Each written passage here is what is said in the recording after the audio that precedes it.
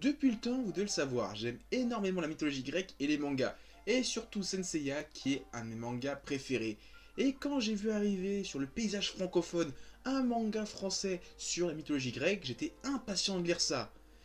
Donc aujourd'hui, mesdames et messieurs, on va parler de Save Me Pity de Elsa Brandt. L'histoire raconte les aventures de Pity, une jeune prêtresse d'Apollon qui a été maudite par ce dernier. Elle pourra maintenant prédire l'avenir, mais personne ne la croira. Et elle va faire équipe avec Xanthe, le fils caché de Zeus, Zeus qui va les accompagner avec sa forme de poulet. Pour commencer, j'aimerais parler des deux grosses influences de l'auteur, à savoir Rumiko Takahashi, l'auteur de Inuyasha, Rein et surtout Ranma 1/2. Ranma 1/2 c'est vraiment important pour cette œuvre, et elle est aussi fan de Tsukasa Ojo et notamment de Cat Size. Et Ranma 1/2 et Cat Size, ça se sent énormément que l'auteur est fan de ces deux mangas parce que c'est très clairement une lettre d'amour à ces deux mangas. Surtout Ranma 1/2, mais quand même aux deux mangas. Déjà le duo Pity Xanthe, c'est clairement Ranma et Adeline, ou Akane, ça dépend de si vous êtes français ou japonais. D'un côté, on a l'héroïne un petit peu timide, un petit peu amoureuse, mais en même temps qui va pas se laisser faire et qui donne des coups de poing au héros. Et de l'autre, on a le héros gaffeur, limite un peu le héros zéro, comme Roland ou Ranma dans Ranma 1/2. Et je trouve que Cassandre a un petit côté Cologne, vous savez, la grand-mère de Champu, la chinoise qui se transforme en chat.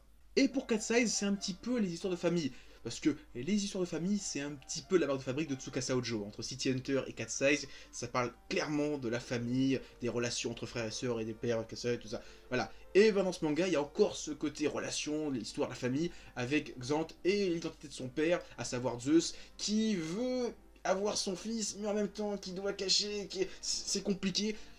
C'est du Cat Size, c'est du Tsukasa Ojo, ça se ressemble. C'est pas aussi développé qu'à Tsukasa Ojo, mais très clairement, on sent que ça a un petit peu inspiré l'auteur pour faire ce genre d'histoire. Alors, niveau bande dessinée et humour, j'ai qu'une seule référence.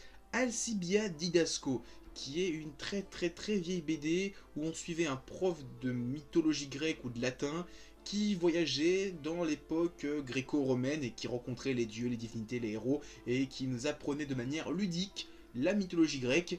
Et je trouve que ce genre de manga ou de bande dessinée qui nous apporte des choses au niveau de l'histoire de manière ludique, eh bien moi j'aime beaucoup et j'approuve toujours. Même si l'auteur dit elle-même qu'elle n'est pas une référence, qu'il ne faut pas prendre tout ce qu'elle dit comme argent comptant, il y a pas mal d'informations dans ses mangas et dans ses bonus pour avoir pas mal d'informations, et après il faut être curieux, un dictionnaire, internet, les bouquins sur la mythologie grecque, soyez curieux, faut pas se limiter qu'à ça, il y a 5 tomes, il y a plein de choses de la mythologie grecque, c'est foisonnant.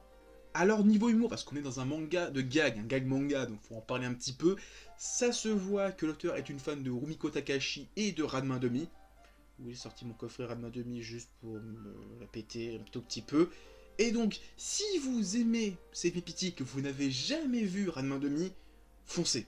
Très clairement, si vous aimez ce genre d'humour, vous allez kiffer ce genre d'humour. C'est clairement dans le même ton. Moi, j'ai beaucoup aimé ça. J'ai beaucoup aimé ça. Donc, voilà. Si vous aimez ça, vous allez aimer ça. Si vous aimez ça, vous allez aimer ça. Voilà. C'est pas dire plus. Surtout que si vous avez jamais lu Ranma 1/2, normalement, Glénat va sortir en fin d'année une nouvelle édition de Ranma 1/2 avec son lecteur japonais, pas français, papier de meilleure qualité, nouvelle impression, nouveau. Ça va être cool, franchement j'attends ça avec impatience. Ce que j'aime aussi des fois avec l'humour dans ce manga, c'est que les blagues sont des fois très subtiles, notamment dans la première page du premier manga, je vais prendre ça comme exemple pour pas vous spoiler d'autres trucs, on nous dit que le char d'Hélios, donc le char qui tient le soleil, est au-dessus de la ville de Thèbes depuis plusieurs heures, et quelqu'un dit qu'il est toujours 11h45. Car à cette époque-là, on lisait l'heure avec les cadrans solaires, donc si le soleil est toujours au même endroit, ben pour eux il est toujours la même heure. C'est QFD, vous êtes. C'est super subtil, mais putain, qu'est-ce que je rigole à chaque fois quand il y a des blagues comme ça. C'est bien travaillé, c'est pas juste du pipi et caca-crotte comme Dr. Slump, où des fois c'est juste du burlesque. Des fois il y a des trucs burlesques dans le manga, mais des fois il y a des trucs super réfléchis, tu dis oh, ok, j'ai compris. Et tu rigoles. Voilà, c'est des trucs comme ça. Là, je vous ai raconté la blague du premier chapitre, de la première page du chapitre 1 du tome 1, mais il y a 5 tomes, vous allez voir, il y a pas mal de blagues. Vous avez bien rigolé, je vous l'assure. Et dans ce manga d'humour, il y a aussi pas mal de clins d'œil à la culture pop. Alors d'habitude, j'aime pas trop ça, mais si j'aime pour deux raisons. Déjà, c'est un manga comique, donc qui ait des blagues, des références à la culture pop, je suis pour, parce que c'est un manga comique, donc il n'y a pas forcément besoin que ce soit un univers assez sérieux, un petit peu plus violent, là, un peu plus dur. Là, c'est un manga comique, donc tu te détends, tu rigoles, il y a des références à Je suis ton père, tu rigoles, c'est un manga comique, point. Et deuxièmement, eh bien, c'est que c'est des références qui sont dans le décor. Rien n'est dit, rien n'est expliqué. C'est genre, il y a une foule, ben, d'un coup, tu vois David Tennant avec sa copine dans Doctor Who. Point. Tu reconnais le personnage, tu dis, oh, il y a Doctor Who. Mais voilà, personne dit, oh, c'est Doctor Who. Non, personne ne le dit.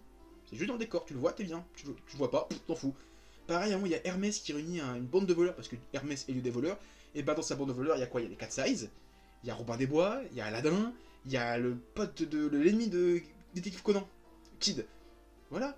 Mais personne dit, oh, c'est caché, ah, c'est. Non, c'est juste des mecs là, c'est des mecs random, ils sont dans le décor, on les voit 3 pages, et c'est tout. Ça fait plaisir aux fans, tu connais pas, tu dis, ouais, c'est juste des gens, voilà, comme ça. Voilà, c'est encore une chose que j'aime beaucoup.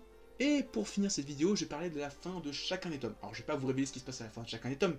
Je vais juste vous dire qu'à la fin de chaque tome, il y a un plot de ouf, et que ce plot, bah, a une conclusion dans le début du tome suivant, et qu'en fait, bah, ce plot va bouleverser tout ce qu'on sait dans le tome, et donc va apporter de nouveaux personnages, des nouvelles gags, des nouvelles choses.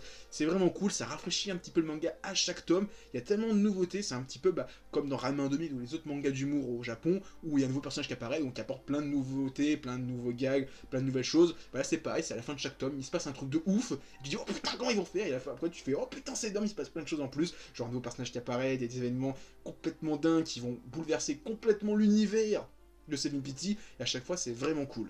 Et donc, au final, va lire Seven Pity, ces 5 tomes bourrés d'humour, moi j'ai beaucoup aimé. Si vous êtes fan de Ranma Demi, vous allez adorer. Sinon, vous connaissez pas Ranma Demi, bah déjà lancez-vous avec ça. Si vous aimez, lisez Ranma Demi. Voilà, c'est tout ce que j'avais à dire sur cette vidéo. Il faut lire Ranma Demi, il faut lire ça aussi, c'est vraiment bien. Et maintenant, avant de partir, comme d'habitude, petit pouce bleu, laissez des commentaires, partagez la vidéo. Mon Facebook et mon Twitter sont dans la description. Et moi je vous dis à plus, continuez à lire des mangas et à regarder des animas français. Allez, à plus tout le monde.